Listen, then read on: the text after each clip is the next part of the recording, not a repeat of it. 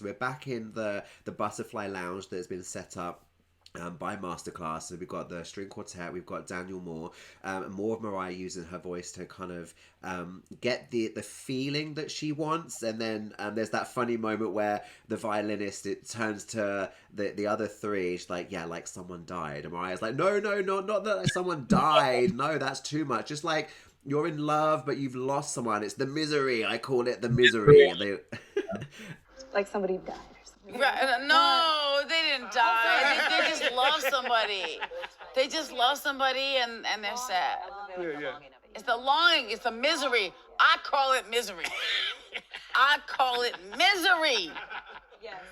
and they all share a laugh there. But yeah, I mean, yeah, she uses her voice and her lyrics to convey emotion. But here, what she really wants to deliver is the message that it's the instrumentation that has to accompany that. You need to have. She wants the vocal. The vocals that she's laid down and the Brandy's laid down, because now we understand how it's worked. Now we know that in these sessions she's coming in with the vocals, because she does reference, oh well, we didn't do that in the vocal, or this is what Brandy does in her vocal. So she's coming into the string quartet sessions with those vocals already laid, and she wants to get the string quartet to a place where it is in harmony and delivering the same message. So the reference point here is misery. We want misery. We're longing for someone.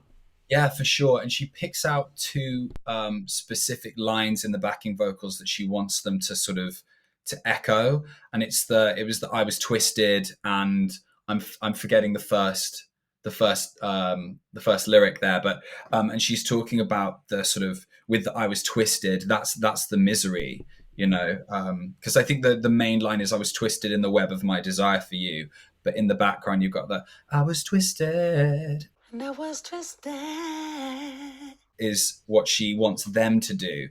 And what I found fascinating about this lesson was before she is communicating with her voice, sort of specifically notes and melodies and timing, but here she's really trying to get across the feel, and she's that sort of like that cry and that yearning, and she's using her voice to do that. Can it go a little beat before the da? Gotcha. Yeah. Yes. Yeah.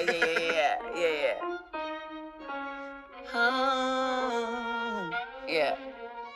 What jumped out to me here is how untrained she is, and how she doesn't actually have and she said this herself, she says it in quite a few of the lessons, that she doesn't necessarily have the vocabulary or the training that someone like Daniel Moore does to actually get this across, but she just uses her voice and her body language to give it that feel.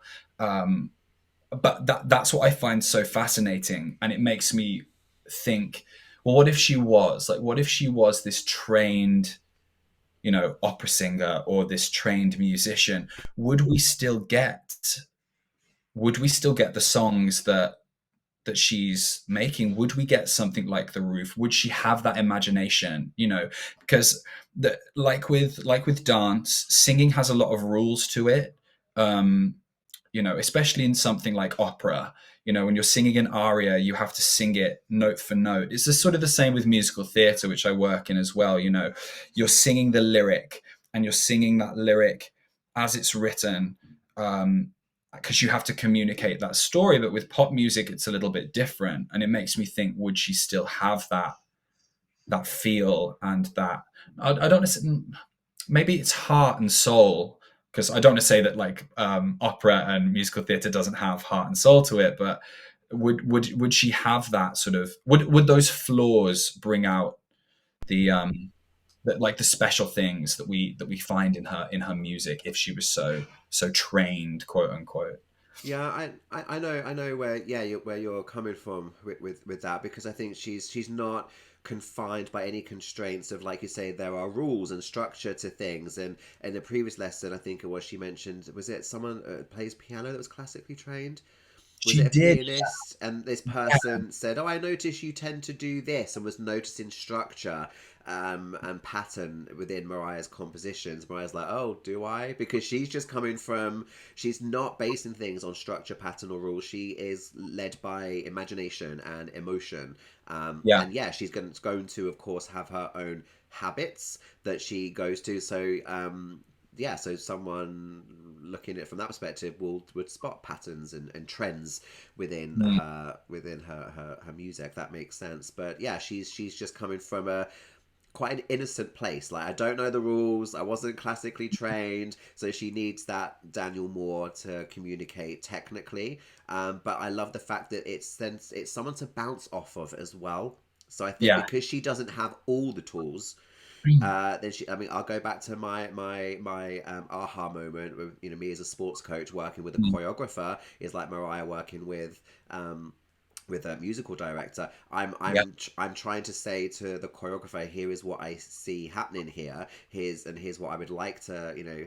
But then that person isn't just then interpreting; they're also creating as well and bouncing ideas. Or it could do this, or how about that? And presenting options, and then I'm like, oh yeah, let's take that and then twist it like that, and things. So it becomes collaborative by nature because she needs to have. I think she says at one point, I don't know if it is specific to lesson 7 we're talking about right now, but in one of the lessons she does talk about how it depends what she creates or how she creates depends on who she's collaborating with, because I think it's when she says not everyone hears what I'm hearing.